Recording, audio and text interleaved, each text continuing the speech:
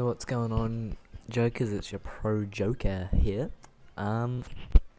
Today I thought I'll do a story time video. By the way, sorry I haven't uploaded in a while.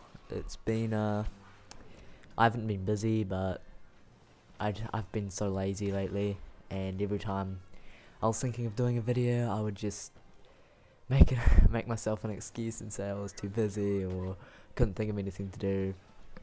So I thought I'll do a special video for you guys today. I don't know if you'll like it. Some of you might, some of you might not. So I hope you enjoy it. Leave a like if you do. And yeah, here we go. So as some of you guys will know, I've been having to go to the hospital for my stomach. It's been a cunt lately. It's always sore. It's always shit like that. Yeah, my friends will know about that. So long story short, I've been going to the hospital lots lately for that and checking it out, see what's wrong.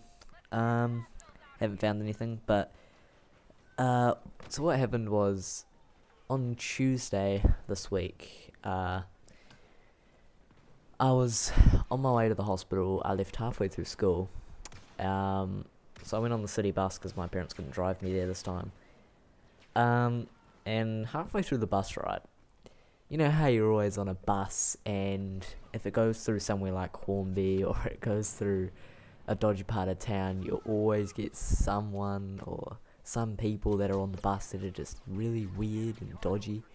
Well, that happened on the bus, and when I was about halfway, after we went through the first half of town, there was a guy that got on the bus, and his face, it scared me. I didn't want to be mean, but his face, it really creeped me out. So really, what it was this guy got on the bus, and the door on the bus, this bus looked really new, but for some reason the door was like 5 seconds delayed. So when the guy pressed the bus button, it would take like 5 or 10 seconds for the front door to actually open. So it was really awkward when you were waiting. But anyway, this guy got on the bus, and his nose was ginormously big. It was like I've never seen before. It was like a cartoon nose. I don't know if you guys watch Family Guy, but it kind of looked like Lois Griffin's nose. It was that big and that triangular. It was exactly the same. Now, not only that, I didn't get creeped out because of that, because everyone looks different. But this guy, he had the weirdest attitude. He walked onto the bus. He stood there for about 10 seconds at the place where you scan your card or give your change to the person to pay for the bus ride. He was just standing there for about 10 seconds, not doing anything at all. He was just staring at the bus driver, I shit you not, just staring at the bus driver for about 10 seconds. And this guy looked like 60 something, so I wasn't worried he was gonna like fucking hijack the bus or some shit. No way, no chance. Didn't have that in my mind at all. But he was standing there looking at him for about 10 seconds, and he wouldn't do anything.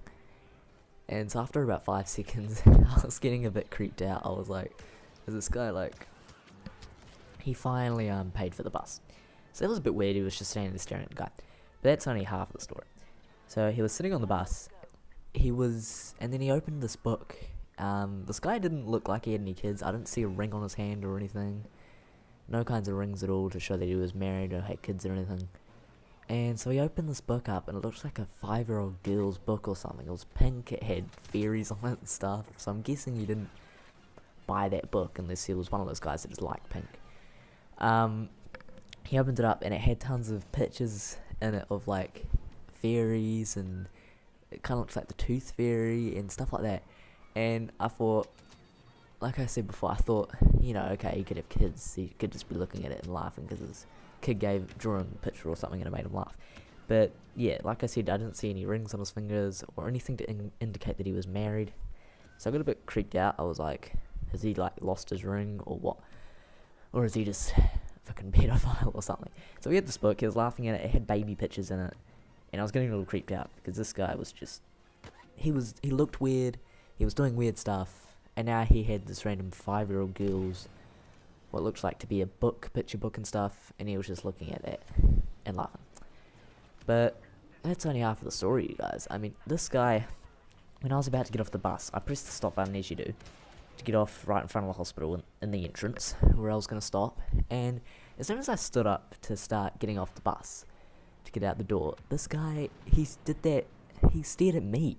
Like he stared at the bus driver. He just opened his eyes widely like he's never seen a human before.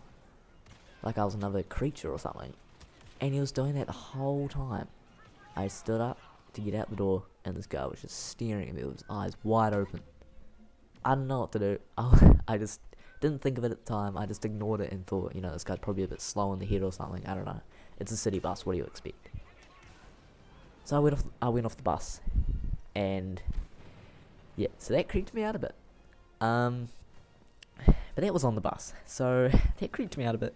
So I was walking with my parents to the hospital, and then on the way there, there were two policemen coming out of the entrance of the hospital, going down a path. I don't know if you guys have been to the Christchurch Hospital before, or you can't really remember it, but there's a long path that goes across the entrance to get through a few doors to get in.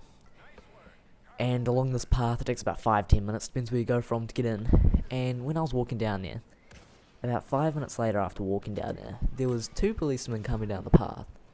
And they didn't just look like your average NZ policemen, They actually had bulletproof vests on. They had guns in their pockets and gun holders and stuff, which you rarely see in New Zealand. In America, that's non-surprising. That's always what they have. But in New Zealand, it's pretty unlikely to see. So they had guns in their holders. They had tasers in their pockets. That's what I thought anyway. And they were both walking together, and they just did the same face, not making any facial expressions, just looked normal, average guys.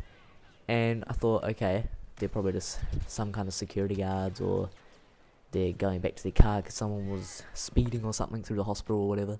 So I didn't really think anything of it.